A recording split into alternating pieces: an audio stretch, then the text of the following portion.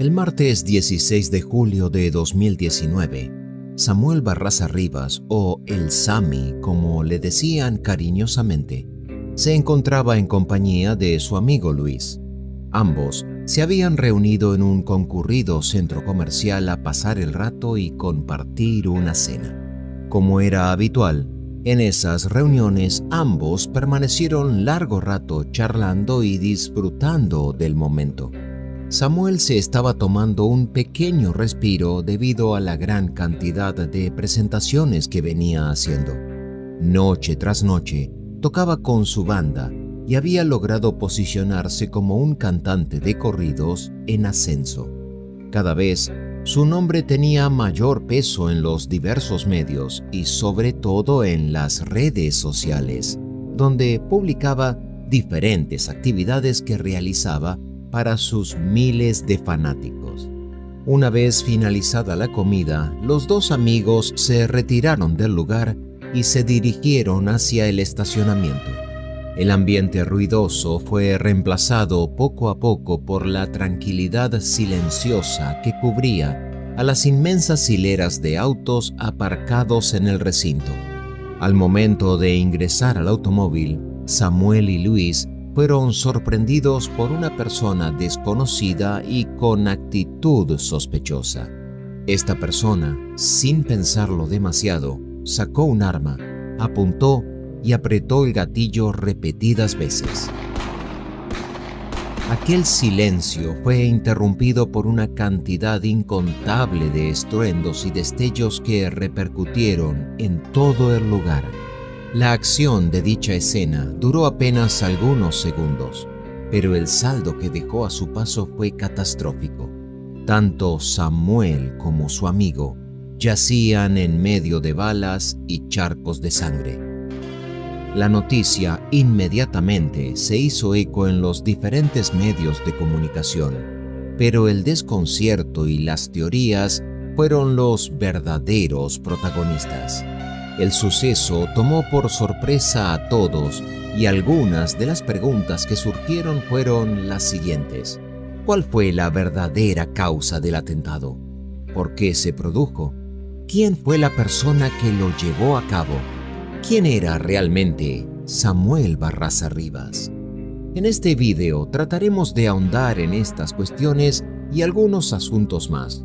Por ello es que los invito a que nos acompañen a transitar los diferentes caminos bifurcados que llevaron al cantante a su fatídico final. Samuel Barraza Rivas nació el 10 de abril de 1984 en Pueblo Viejo, San Ignacio, una localidad mexicana situada en el estado de Sinaloa. Pocos son los datos que hubo sobre su verdadera familia, pero sí se sabe que tenía un hermano llamado Misael. A sus 12 años de edad, Samuel tuvo que abandonar las serranías por la falta de maestros en aquella zona. Desde esos años, ya cantaba algunas canciones y de a poco fueron apareciendo sus primeras composiciones. Cada día se despertaba más su pasión por el género grupero, pero más exactamente, fue haciéndose un joven exponente de la música tradicional mexicana. Cuando estuvo viviendo en el pueblo de San Ignacio, Samuel ingresó a la secundaria para poder terminar sus estudios. Una vez instalado, no desistió y llegó a ser alumno de la Casa de la Cultura, en donde se impartían clases de música, actividad que desde aquel entonces fue su pasión.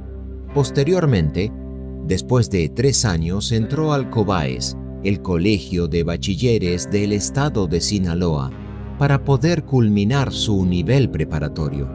En esta institución participaba y elaboraba obras de teatro en donde cantaba algunas canciones que eran de su agrado y que más tarde lo acompañarían en su carrera profesional.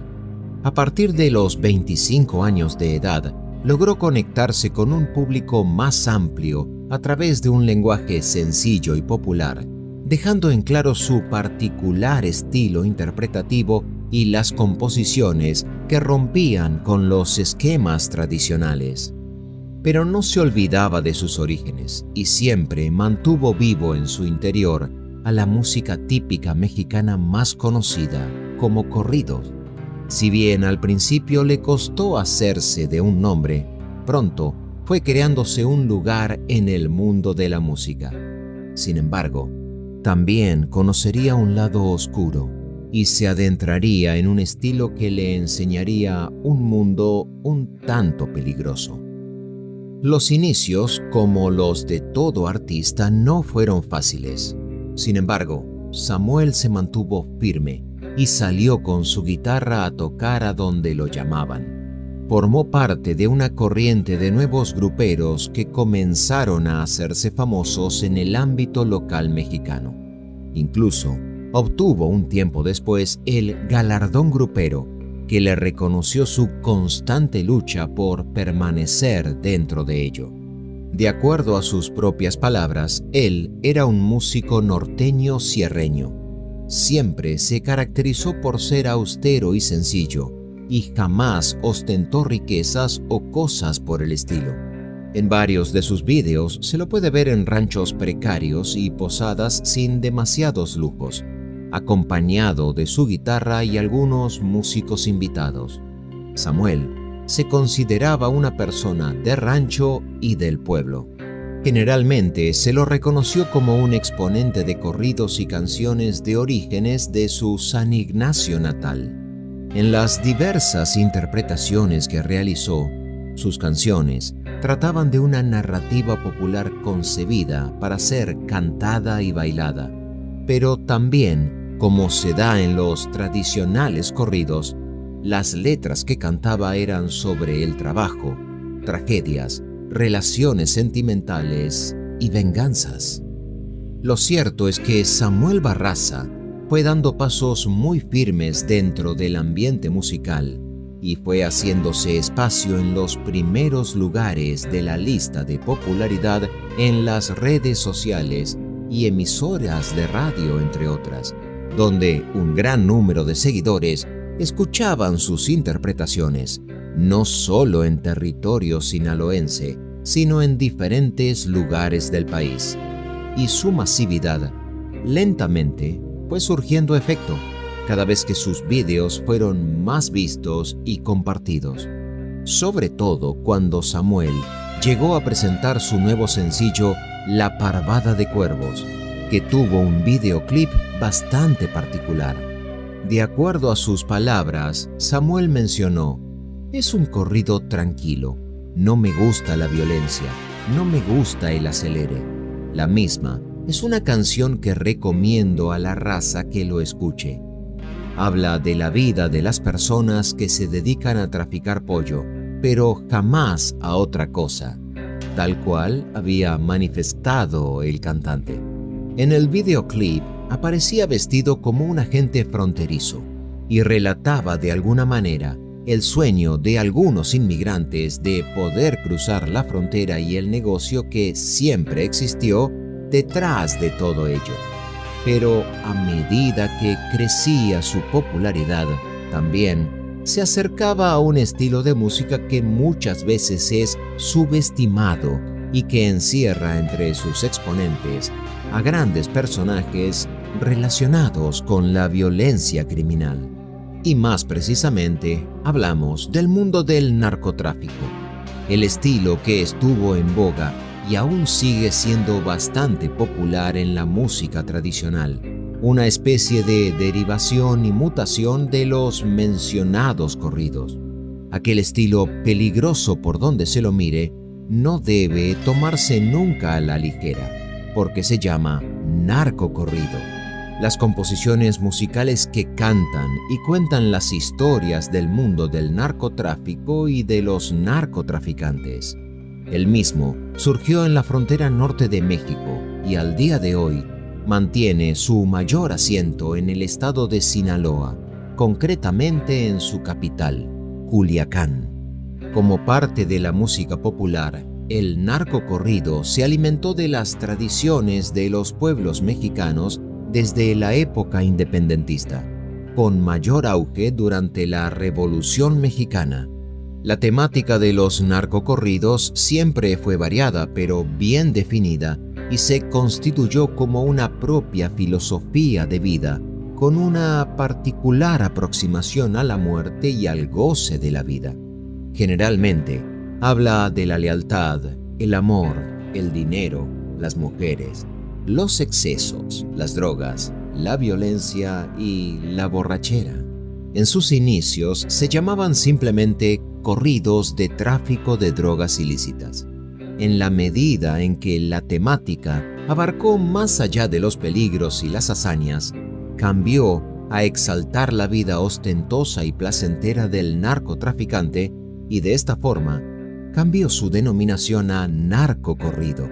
La particularidad de este estilo creció de manera desmesurada y no fue indiferente a Samuel Barraza, quien se dice comenzó a realizar y componer algunas canciones de este estilo a pedido de algunos personajes del llamado Bajo Mundo. En su cuenta de Facebook, Samuel contaba con varios miles de seguidores y se anunciaba como cantante, músico y compositor. Si bien no era un gran cantante, por el contrario, era un buen compositor y letrista. Esto seguramente llamó la atención de algunas de las personalidades criminales de turno que comenzaron a emitir sus pedidos. Mientras tanto, su popularidad, al igual que aquellos pedidos, aumentaban. En medio de toda esa nueva vorágine se produjo en junio de 2019 un trágico acontecimiento que sacudió de manera durísima al músico. Su hermano, Misael Barraza, había fallecido.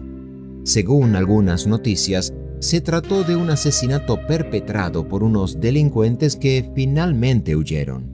Samuel, en su canal de Facebook, subió un video agradeciendo las condolencias por su pérdida, sosteniendo una rosa y de manera nerviosa y dolida se expresó con algunas palabras.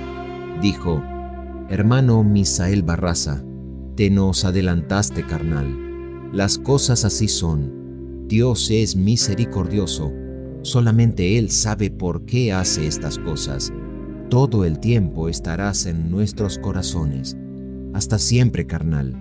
Gracias, gente, por tan hermosos comentarios y por esos deseos de que rápido pasemos este trago amargo. La oscuridad a la que se había acercado y donde estaba jugando sus cartas le estaba dando fuertes señales de lo peligroso que era ese mundo. Aquello fue una advertencia clara y directa de lo que pronto iba a sucederle. En las diferentes composiciones que lograba crear, tenía algunas menciones a reconocidos narcotraficantes de Sinaloa.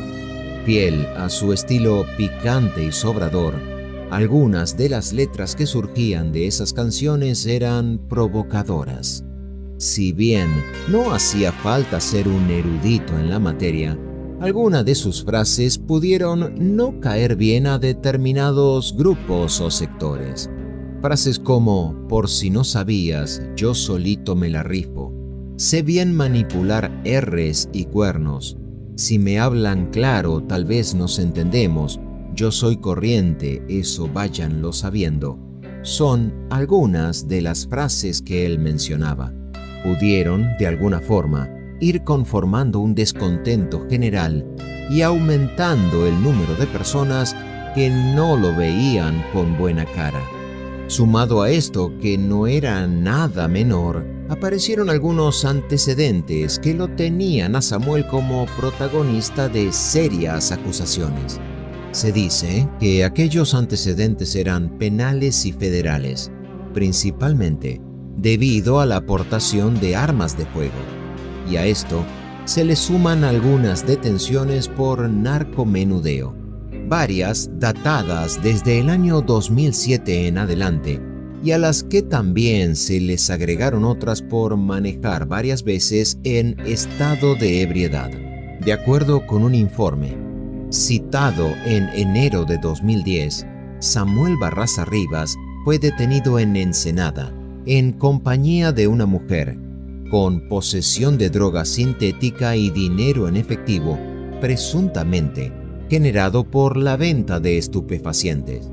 Luego, en 2013, Samuel Barraza volvió a ser detenido por agentes, también en el puerto de Ensenada, en posesión de un arma de fuego y 300 dosis de la droga sintética conocida como ICE.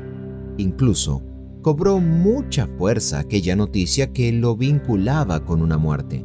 Más exactamente, contaba con una orden de aprehensión por el delito de homicidio y tenía abiertas en su contra una serie de averiguaciones previas por delitos de lesiones calificadas y contra la salud, así como varias órdenes más por reaprehensión. De alguna manera, todo este cúmulo de registros negativos y provocaciones fueron sembrando la semilla que luego desataría el caos. Volviendo a lo que mencionamos en el principio de este video, aquel martes 16 de julio de 2019, Samuel Barraza se encontraba reunido con su amigo Luis Edel Hernández Frías en la Plaza Galerías Hipódromo en Tijuana. Estuvieron cenando y compartiendo una velada amena en la zona de restaurantes de aquel gran centro comercial. Cuando finalizaron, ambos se dirigieron a buscar su automóvil para retirarse del lugar. Tuvieron que hacer una larga caminata desde el patio de comidas hasta el segundo subsuelo del estacionamiento.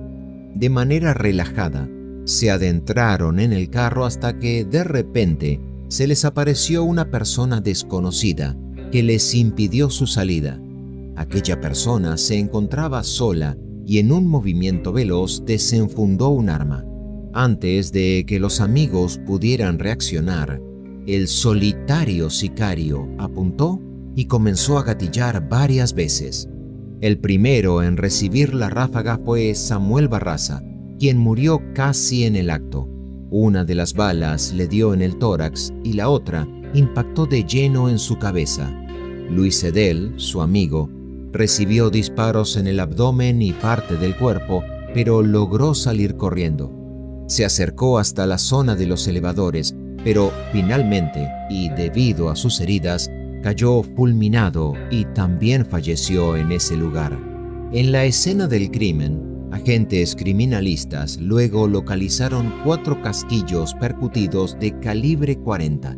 Se dice, pertenecían a un arma muy letal, conocida en la jerga de los narcos como matapolicías. Según los detalles captados por las cámaras de vigilancia del centro comercial, el sicario vestía camisa a cuadros color rojo, pantalón de mezclilla azul, gorra y tenis, ambos de color negro. Todo parecía indicar que estaba aguardándolos, esperando el momento justo y exacto mientras se mezclaba con la gente del lugar. Aquella advertencia que dejó como saldo la muerte de su hermano apenas un mes antes, finalmente había culminado con su objetivo de manera exitosa. Samuel tenía 35 años de edad y Luis rondaba los 34. Ambos se sumaban de esta forma a la extensa lista de artistas y personas asesinadas en el ámbito de los narcocorridos. Un dato curioso y que no salió demasiado a la luz indica que el mismo día del asesinato, además de Samuel Barraza y su amigo Luis, también se encontraba con ellos una tercera persona. Se trataría de un familiar directo de Samuel, pero no hubo suficientes especificaciones al respecto. Supuestamente, y por una cuestión de salvaguardar la identidad, la seguridad de la persona se ha mantenido en reserva. No se supo tampoco por qué el agresor no le hizo ningún daño. Además, la Procuraduría del Estado mantuvo un absoluto hermetismo sobre los vídeos que confirman la ejecución. Esta brutal agresión fue y sigue siendo moneda corriente en todo el oscuro ambiente que envuelve al narcotráfico. Incluso, debido a la gran cantidad de asesinatos que se sucedieron entre los años 2019 y 2022 se los vincula de manera directa a Ovidio Guzmán López, uno de los hijos del Chapo Guzmán, que dicen ordenó asesinar a un popular cantante mexicano que se habría negado a cantar en su boda. La lista de artistas que pueden ser considerados objetivos de aquella orden incluyen, por ejemplo, a Alex Quintero y Luis Carlos Mendoza, de quienes ya hemos hablado anteriormente en otros vídeos de este canal. En este caso, se sumó a la lista Samuel Barraza Rivas, quien compartió la misma suerte y trágico final que los artistas mencionados. La fecha de la boda de Ovidio Guzmán nunca fue revelada por las autoridades, por lo que tal vez sea un dato que jamás salga a la luz. Como sabemos, el negocio del narco ya no es solo la droga, también es la muerte mediante los sicarios, y se aplica con mayor fuerza el modus operandi criminal. En la actualidad, el narcocorrido está alcanzando nuevos niveles de popularidad y continúa expandiéndose de manera más explícita y violenta que en las etapas anteriores, por lo que es seguro que sigan dándose más casos como estos que te contamos. Luis "El Ronnie" Mendoza García era el vocalista de la banda musical mexicana Los Ronaldos. Los gruperos, como así se los llamaba, recién iniciaban su carrera allá por el año 2019. Cantaban música regional, de estilo más bien romántico, y también llegaron a interpretar varios narcocorridos. Era un grupo que estaba alcanzando cierta fama en su región, muy conocidos en el norte del país. Muchos dicen que Luis Mendoza retrataba la narcocultura en su persona, y a los 20 y pocos años comenzó a obtener los primeros privilegios de su profesión: mujeres, dinero, presencia, notoriedad y una incipiente fama que le prometían, sin lugar a dudas, un gran futuro. Sin embargo, por esas tierras ya se había vuelto costumbre acabar como gruperos, haciendo alusión con ese término a los asesinatos de los años más recientes. Muchos músicos y cantantes también venían siendo masacrados desde hacía varias décadas atrás. Los lugareños, hastiados de esta violencia sin fin, pedían que se reforzara la seguridad. La policía local, la nacional e incluso militares intentaron acabar con los embates del crimen organizado en Ciudad Obregón, Sonora, y sin embargo, la situación se agravó y los ataques pasaron a ser moneda corriente. Frases como "fue uno de los primeros del mes" o "le traían ganas" se deslizaron luego de aquel suceso que frenó la carrera de Luis Mendoza y lo convirtió en un ser por demás bifurcado. Corría el año 2019 y Luis Mendoza tenía 23 años. Él y su banda iban tomando notoriedad gracias al lanzamiento de canciones que difundió a través de sus redes sociales. El corrido de la jefa, el del Mercedes o del Maserati y ¿para qué?, en las cuales relataban historias de balaceras y asesinatos del crimen organizado. Muy alegre, siempre lista y bien alerta, fue una frase que perteneció a la canción El corrido de la jefa, dedicado, según dicen, a la jefa de Guatemala. La letra continúa y en un momento dice: "Con todo respeto, ahí quedó su corrido hasta Guatemala". Si bien en ningún momento de la canción los Ronaldos explican quién era esa mujer a la cual le cantaban, sus fans aseguraron que se trataba de alguna jefa que dirigía un grupo de narcotraficantes. "Me gusta vivir entre los lujos, que valga la pena andarse arriesgando", dice un fragmento de la canción El del Mercedes o del Maserati. Bien podría esta frase estar dedicada a otra persona, pero, por cierto, es una expresión que retrataba bastante a Luis Mendoza, ya que fue una costumbre en sus videos el presumir y ostentar lujos y excentricidades.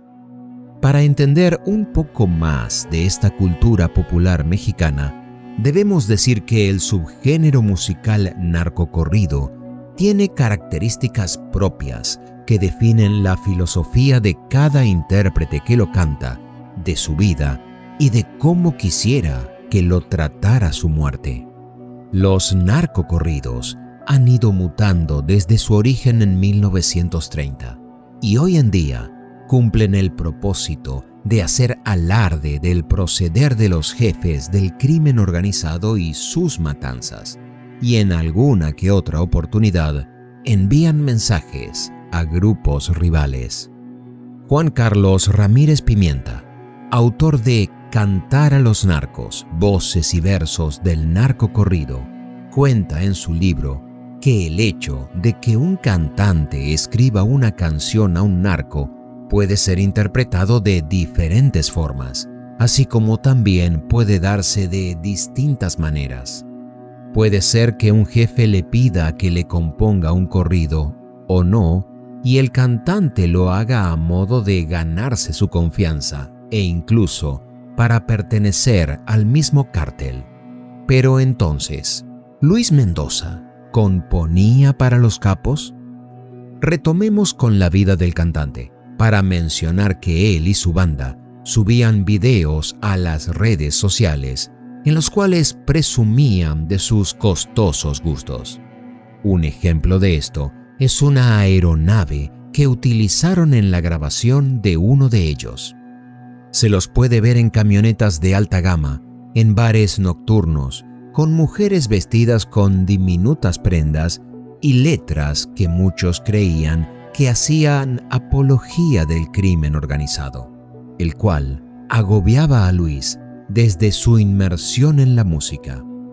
La tierra en la cual nació Luis, Ciudad Obregón, Sonora, se había visto salpicada de tantísimos ataques y asesinatos que ya nadie se sentía a salvo, y mucho menos si su profesión estaba ligada a la música y a la interpretación de narcocorridos.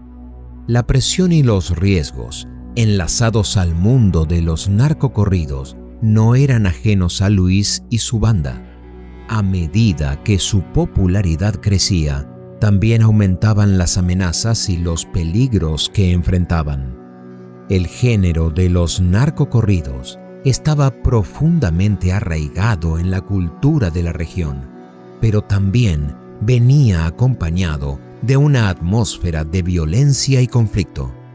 La verdad era que Luis y su banda estaban en una encrucijada.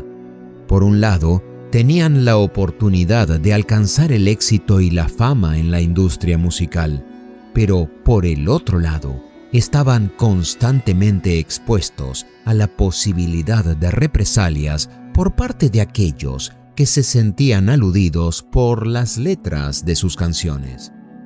El equilibrio entre el arte, la cultura y la seguridad personal era un desafío constante que debían enfrentar. A pesar de las tensiones y los riesgos, Luis seguía con sus claras intenciones. Quería cantar y expresarse en sus canciones. Para él, la música era una forma de canalizar sus emociones, sus vivencias y sus reflexiones sobre la sociedad en la que vivía. Sin embargo, también era consciente de las responsabilidades y de los dilemas éticos que surgían al abordar temas tan controvertidos en sus composiciones. Luis y su banda continuaron trabajando en la música, encontrando formas de equilibrar sus aspiraciones artísticas con los riesgos que eso conllevaba. A pesar de los obstáculos y las amenazas, seguían creando y compartiendo su música, conectando con su audiencia y generando un impacto en la sociedad. Pero poco a poco se fue metiendo en un mundo por demás oscuro. Sus decisiones lo llevaron a un punto donde la vida y la muerte valían lo mismo, y no estaba justamente la decisión en sus propias manos. El día jueves 4 de julio de 2019 pasó algo que marcó aún más la situación de Luis Mendoza. Ese día, José Luis Encinas García, alias el Pepe Gangas, fue acribillado en la puerta de un comercio en la colonia Faustino Félix. Un documentalista para la web cubrió en vivo el fatal suceso mientras el cuerpo aún yacía en la puerta de la tienda. La forma en que se cubrió la noticia fue muy sensacionalista, pero desde ya describió el infierno que se venía viviendo en el municipio de Cajeme, Obregón. En la cobertura del crimen, el documentalista esbozó frases tales como «el segundo ejecutado del mes», haciendo hincapié en la triste costumbre de que aparezcan personas brutalmente ultimadas, donde los asesinos demuestran un terrible ensañamiento. El crimen se había cometido en la calle Donato Guerra y José María Lafragua. El Pepe Gangas salía de una tienda y lo tomaron por sorpresa dos hombres que lo venían siguiendo. Los sicarios descendieron de una camioneta blanca y le dispararon a quemarropa. El ataque dio como resultado la muerte instantánea de la víctima. En esta oportunidad, el arma manipulada fue un cuerno de chivo. Es el arma que utilizan preferentemente dentro del crimen organizado. Se trata de un rifle automático AK-47, apodado de esa manera, ya que la forma curva de los cargadores es similar a los cuernos de una cabra. Al llegar las autoridades, se encontraron con una escena que ya tienen naturalizada. En este caso, José Luis estaba a metros de la puerta de la tienda, acostado en el piso boca arriba, muy cerca de su camioneta. Se pudo observar que portaba un arma, fajada en su cintura. Varios casquillos percutidos estaban esparcidos en el piso. Esto esclareció aún más lo que había sucedido en ese lugar. Ese mismo día, Luis Mendoza y su banda Los Ronaldos promocionaron su show a través de una red social que se llevaría a cabo el sábado 6 de julio. El lugar para el evento musical sería en el bar La Catrina, en Ciudad Obregón. En la presentación de esa noche, seguramente iban a promocionar su última canción, que se llamaba Los Chiquinarcos. Era una canción que narraba la vida de los hijos de los narcotraficantes, y muchos creen que este fue el motivo de su sorpresivo destino. Esa red social era el lugar elegido para subir sus videos, informar a sus fans y mostrar la plenitud de su faceta artística. En esta oportunidad, subieron un video donde se lo veía a Luis cantando a capela, y en esas imágenes se puede percibir que ellos se sentían amenazados. ¿Qué es lo que quieren? ¿Qué buscan? ¿Qué están planeando? No me asustan, no tengo miedo a perder la vida, pero me cuido por si se animan. Las palabras de Luis, en las que mencionaba tener en su posesión un calibre 40 y 30 tiros, junto con 5 cargadores, eran sin duda provocadoras y llenas de desafío. Estas afirmaciones insinuaban una conexión con el mundo de la violencia y la delincuencia que caracterizaba a su región y a la temática de los narcocorridos que Luis interpretaba. Estas declaraciones no solo eran una muestra de valentía y audacia con la que Luis enfrentaba su realidad, sino que también podían ser interpretadas como una forma de autoprotección o incluso como un llamado a la atención. En un entorno donde las líneas entre la música y la vida real a menudo se difuminaban, sus palabras podrían haber sido interpretadas como un mensaje directo a aquellos que consideraban que sus letras eran una afrenta. El hecho de que Luis se expresara de esta manera puede haber contribuido al complejo entramado de tensiones y riesgos en el que él se encontraba inmerso. El 6 de julio había llegado y era el día de la presentación en el bar Katrina. Pero antes de poner toda su energía en el show, Luis se dirigió al velatorio de su amigo el Pepe Gangas, quien había sido asesinado de manera brutal, como te contamos anteriormente. Aproximadamente a las 3 de la tarde del sábado, Luis y su representante se retiraron del funeral y se subieron a su camioneta blanca doble cabina. Luis iba de copiloto y desde que salieron de la funeraria Mission notaron movimientos raros. Advirtieron que 2 camionetas los estaban persiguiendo. Decidieron dar aviso a las autoridades por temor a que les pasara algo, pero fue en vano, ya que no les dio tiempo a ser socorridos. Circulaban por el Boulevard Morelos y en la intersección con Tabasco, las 2 camionetas que venían siguiéndolos los interceptaron y comenzaron a dispararles. Este suceso fue filmado en el instante en que los acribillaron y el vídeo se viralizó en la web. Un grupo de personas que se hallaba casualmente en el lugar tomaron las imágenes con la cámara de un celular. La balacera fue ensordecedora. Los disparos se sucedieron uno detrás de otro, sin espacio para una pausa, creando una cortina metálica de estruendos que ensordeció el lugar. Un zumbido como broche de oro marcó el fin de la masacre. Esa ráfaga que dañó más automóviles a su alrededor es la conocida cuerno de chivo, el arma más preferida del crimen organizado. El video casero se corta cuando los atacantes se dirigen hacia el grupo de personas que se encontraba allí presenciando el brutal ataque. Estos, asustados, decidieron ingresar por miedo a que también fueran atacados. Luego de un tiempo, estas personas fueron hasta el lugar del hecho y captaron más imágenes. Entre ellas, se podía ver la camioneta destrozada y ambos cuerpos tumbados en sus respectivos asientos, cubiertos de sangre. La camioneta era blindada y por eso fueron necesarios tantos disparos. La misma cedió y dio lugar a la muerte al instante de Luis y su representante. El cantante tenía tan solo 23 años de edad y una carrera prometedora. Los agresores, como siempre, se dieron a la fuga. Las autoridades policíacas y de emergencia acudieron al lugar, constataron los signos vitales y confirmaron lo que ya era una obviedad. Ambos cuerpos yacían sin vida.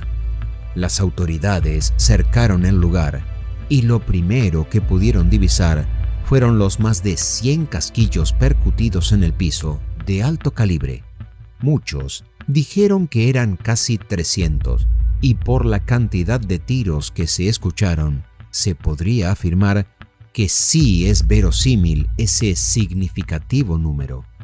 Minutos más tarde, Francisco Aparicio, de 32 años de edad, quien se dirigía a la misa en memoria de Pepe Gangas, fue atacado a balazos en la calle Ramón Guzmán y aunque pudo ser asistido en un hospital, de todas formas perdió la vida.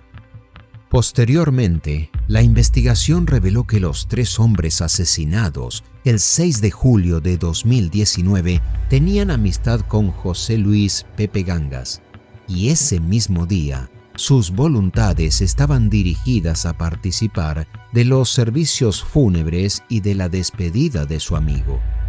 Luis y su representante regresaban del sepelio y el tercero iba a presenciar la misa en memoria del difunto.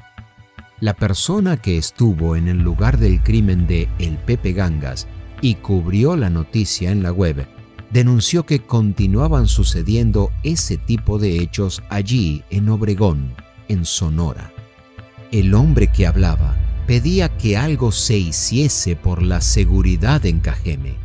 Mencionó que en pocos días arribaría la Guardia Nacional que tanto ansiaba el alcalde para ver si entre todos podían disminuir la terrible oleada de asesinatos. Cajeme, en ese momento, se encontraba blindado por municipales, estatales y militares, quienes no lograron disminuir la terrible situación con la cual tenían que convivir los ciudadanos comunes. Los fuertes operativos en los 3 niveles de gobierno fueron en vano, y los números arrojaban hasta ese momento, es decir, un día después de la muerte de Luis Mendoza, 7 ejecuciones, y en julio el total llegó a la cifra de 68 asesinatos. El legado de Luis Mendoza trascendió más allá de su corta vida. Su música y su historia sirvieron como un reflejo de las complejidades y contradicciones de una región marcada por la violencia y la cultura del narcotráfico. Pero, por cómo viene este panorama, no creemos que esta sea la última noticia de este estilo. A lo largo de su carrera, Tito Torbellino se dedicó a escribir sobre variados temas, pero aquellos que le dieron fama a nivel nacional fueron sus polémicos narcocorridos. Se llegó a decir que tenía nexos con el narcotráfico o que era el compositor oficial de alguno de ellos, pero nunca se conocieron pruebas que comprobaran esta situación. Tito Torbellino representó a una generación de músicos que se han ganado el respeto del público a base de trabajo y sin abusar de la suerte. En sus más de 15 años de carrera musical, supo manejarse de manera muy astuta en una industria que ha sufrido muchos cambios, pero en la que siguen imperando el talento, las buenas propuestas y el atrevimiento a correr riesgos. Él sabía muy bien la distancia entre hacer las cosas bien y hacerlas de manera extraordinaria, sin pelos en la lengua, sin más aspiraciones que trascender con su música y, sobre todo, sin miedo. Aunque afirmaba que había comenzado a cantar por necesidad, su gran sueño siempre fue el de tocar el acordeón. Tito Torbellino se especializó en banda sinaloense, norteño sinaloense y norteño con tuba, aunque se le recuerda principalmente por sus narcocorridos. Su carrera se inició en el año 2002 y fue hasta el año 2009 que comenzó a tener gran éxito, hasta el año en que finalmente perdió la vida, unos días después de haber cumplido 33 años de edad. Los invito a conocer la intensa historia de Tito Torbellino desde sus comienzos. Tomás Tobar Rascón, mejor conocido como Tito Torbellino, nació un 24 de mayo de 1981 en la ciudad de Obregón, México, pero creció y vivió desde su niñez en Phoenix, Arizona. Su padre murió cuando Tito contaba con apenas 8 años de edad, por lo que desde muy pequeño tuvo que trabajar para ayudar a su madre, a su hermano mayor y a una hermana menor. A pesar de haber crecido durante el auge de la música pop, él no escuchaba el mismo género musical que sus compañeros, caso curioso, ya que se inclinó por escuchar los corridos e incluso le encantaba escuchar al cantante Chalino Sánchez, aunque nunca se supo con precisión por qué le atrajeron los corridos. Contaba que le apasionaban mucho las historias y le gustaba imaginar a los personajes de esas historias hechas canción, y quizá esa fue la razón por su inclinación musical. Durante su paso por la escuela nunca fue el mejor estudiante, pero su inquietud por la música siempre salió a flote.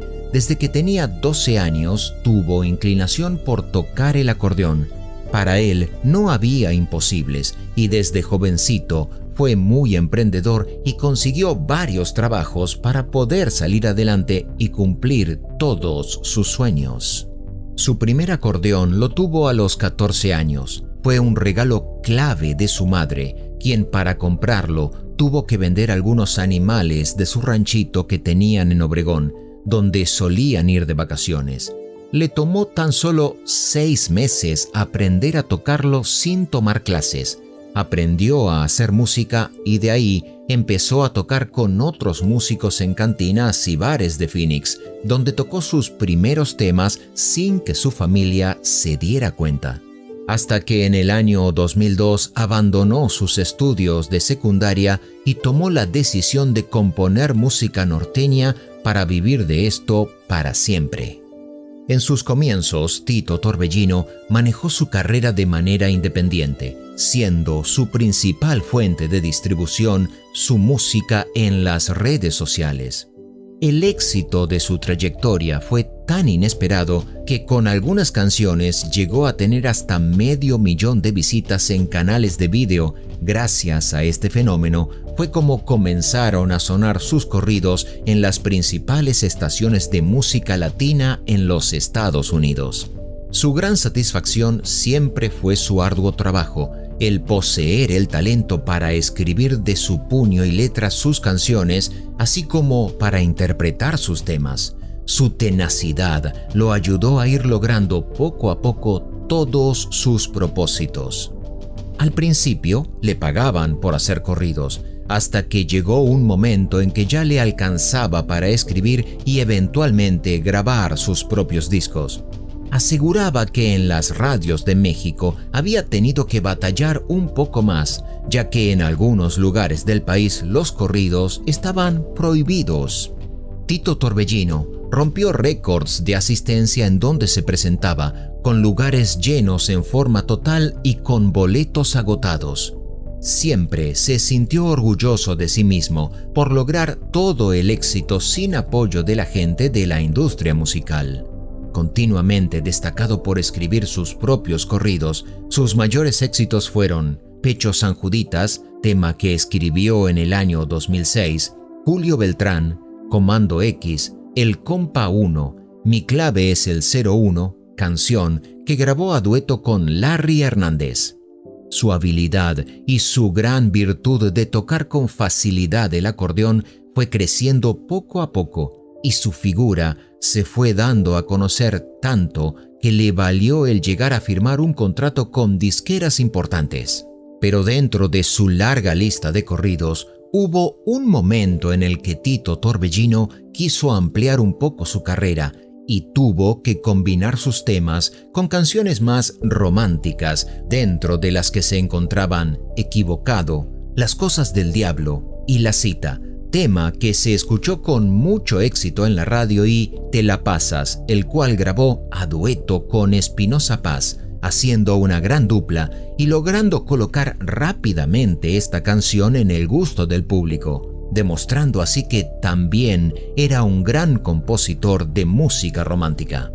La trayectoria musical de Tito Torbellino fue como su mismo nombre, un verdadero torbellino que se presentó en muchas partes de Estados Unidos con un éxito arrasador en lugares tales como Los Ángeles, en California, Phoenix, Arizona, Hermosillo, Sonora, lugar donde rompió récord de público al llenar el hipódromo, donde logró meter a más de 5,000 personas, sitio donde otros grandes artistas no habían logrado convocar ni a la mitad de ese público.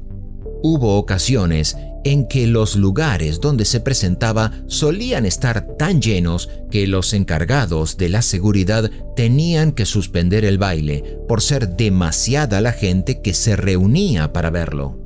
Para él, su éxito se basaba en que era un hombre totalmente sencillo, que le daba a la gente lo que quería, y además era auténtico, sincero, tanto en sus canciones como en su persona. Y esto definitivamente era una de las características que hizo que se ganara la admiración de mucha gente. Junto a su éxito, también crecían a la par rumores que comenzaron a tejerse en torno a su figura, sobre todo noticias falsas sobre su muerte, como sucede generalmente con los cantantes de narcocorridos. El 16 de febrero de 2013, quizá como una antesala de lo que sucedería un año después, el cantante tuvo que salir a desmentir la noticia de su muerte y lo hizo a través de un vídeo que grabó junto a Beto Sierra, advirtiendo que este tipo de noticias solo preocupaba a sus familiares. La vida lujosa que tenía Tito Torbellino no era un secreto para nadie, ya que el intérprete usaba ropa de las mejores marcas así como lujosas joyas. Por ese entonces, todo parecía estar a favor del cantante. Tenía fama, éxito, dinero y una hermosa vida familiar.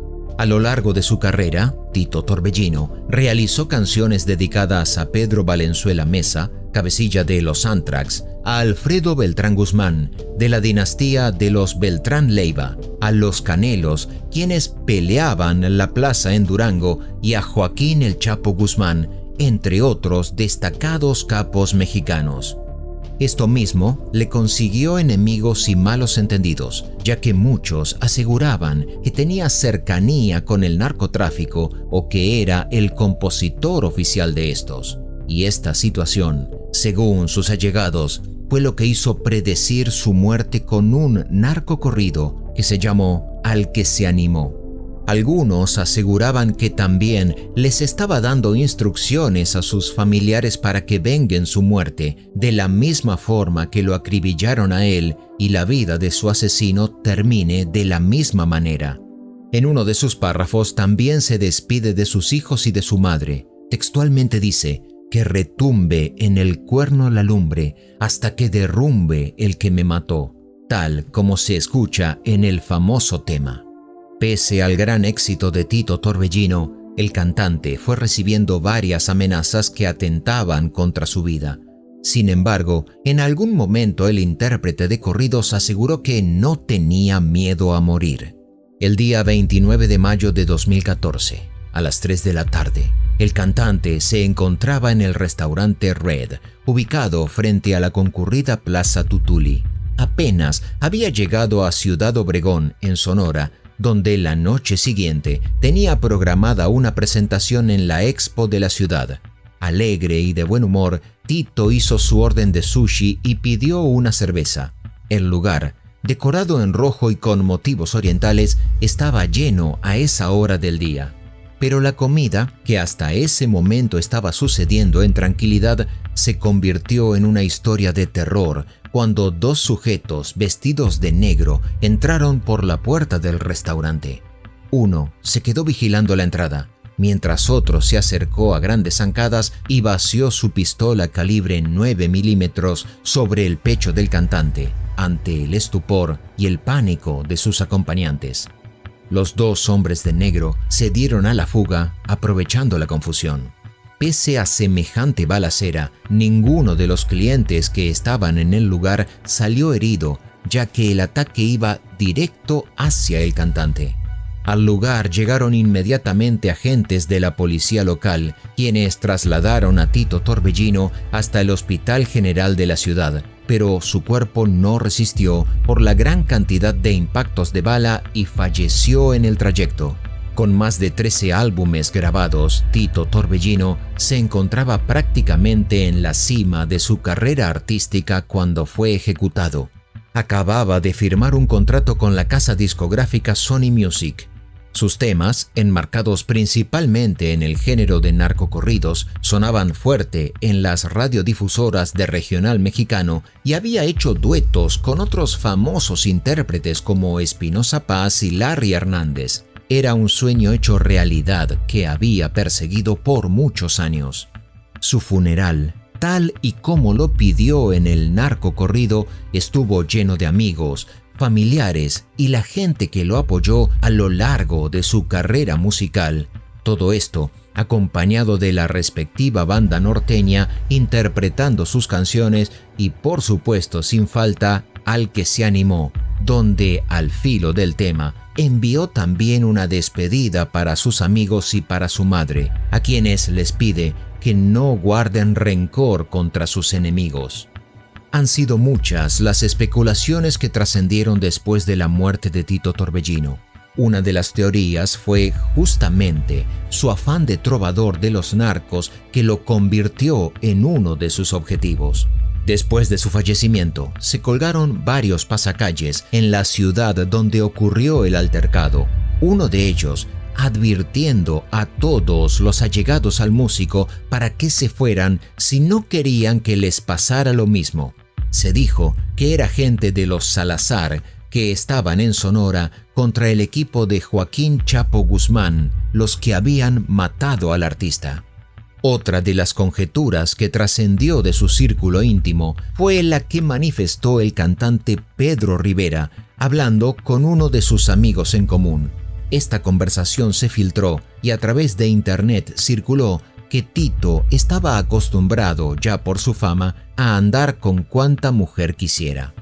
Fue por eso, según las declaraciones dadas en privado por Rivera, que durante su último concierto, el cantante se fijó en una mujer que resultó ser su perdición, pues el intérprete de narcocorridos habría dicho a uno de sus hombres de confianza que al finalizar la presentación llevaran a la dama en cuestión a un sitio más privado. Sin embargo, el cantante no contaba con que el marido de la mujer estaba presente y el hombre, al darse cuenta obviamente, se enfureció y tomó luego cartas en el asunto. Este habría sido entonces el motivo que, según Pedro Rivera, llevaría a asesinarlo por un sicario en aquel restaurante el 14 de mayo de 2014. Pero sobre este trascendido se pudo comprobar poco y nada. Las autoridades iniciaron una investigación para localizar a los autores del asesinato, aunque el desenlace de las pesquisas se aceleraría con otro crimen ocurrido unos meses después. El 18 de julio de 2014, durante una fiesta privada celebrada en un domicilio en la colonia Bellavista de Ciudad Obregón, una mujer identificada como Blanca Olivia Acosta Encinas murió abatida por disparos de un joven de 26 años llamado Carlos Montes Pacheco, a quien la Fiscalía Mexicana perfilaba como el autor material del crimen de Tito Torbellino. El pistolero no sabía que un agente de la Policía Estatal Investigadora de Sonora estaba en ese lugar. El oficial reaccionó al asalto, persiguió al agresor hasta la calle y terminó por dispararle mortalmente al asesino. Pero en esa balacera, el policía también resultó herido. Tras realizar una comparación de la persona que mató al cantante Tito Torbellino con aquella que atacó a la mujer semanas después, la Procuraduría General de Justicia de Estado concluyó que se trataba de la misma persona. El cuerpo de Montes Pacheco quedó tendido a media calle junto a un arma de fuego, tipo escuadra, de 9 milímetros, la misma que se usó para acabar trágicamente con la vida de Tito Torbellino. Como autores intelectuales fueron señalados varios nombres pertenecientes, sobre todo, al ámbito del narcotráfico. El grupo de los Beltrán Leiva, pues a pesar de que les compuso canciones, la lucha contra el Chapo Guzmán habría terminado por alcanzar al cantante sin deberla ni temerla. También se dijo que por ser visto como apoyo al cártel de Sinaloa y haber estado en un restaurante de territorio contrario, el Trinidad Olivas Valenzuela, alias el Trini, presuntamente lo habría mandado a asesinar. Otro nombre que resonó, y muy fuerte, fue el de Sajid Emilio Quintero Navidad, el brazo derecho de Rafael Caro Quintero, la mente maestra detrás del asesinato de Tito Torbellino. El cadete o el matamúsicos, como lo conocían en el mundo criminal, supuestamente estuvo involucrado en los atentados contra los intérpretes Alfredo Olivas y Javier Rosas.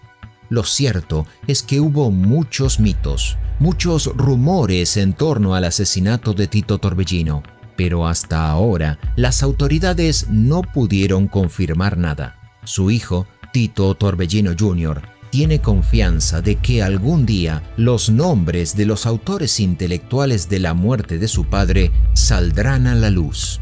Bien dice el dicho popular que lo que se hereda no se hurta. Esto aplica perfectamente a Tito Torbellino Jr., el joven artista que ha decidido seguir los pasos de su popular padre. El cantante tenía 12 años cuando perdió a su padre, pero aún así decidió seguir su ejemplo en el mundo de la música. Aseguró en una entrevista hace poco que tomar el lugar de su padre fue algo muy difícil, que fue un lugar grande que tuvo que llenar y que sintió mucha responsabilidad. Admiraba a su padre y el trabajo que éste hacía, y hasta recibió un acordeón de su parte como regalo. Fue hasta que ocurrió la muerte de su padre cuando, reservando su sentir y consolando a su familia, se cobijó en ese acordeón, y la música se convirtió en su refugio, utilizando a ambos como una forma de expresión. Tito Jr. empezó a escribir canciones y corridos, y al corto tiempo también comenzó a presentarse en espacios locales y a abrir conciertos para artistas tales como Larry Hernández y compartir escenarios con Legado 7, además de participar en eventos masivos de las radios estadounidenses, y de esa forma se fue dando a conocer. En el 2017 lanzó su primer disco en estudio titulado Vivir como yo vivo, que fue seguido por las producciones Corridos Underground, Bajo Perfil, Mi Borrachera, y su más reciente disco es Vive y déjame vivir. La noticia de la muerte de su padre le cambió profundamente la vida. Tuvo que abandonar su infancia para convertirse en el hombre de la casa. Tomó el acordeón y decidió ir por el camino de los corridos sin ningún tipo de miedo, y así continuar con el legado de su progenitor.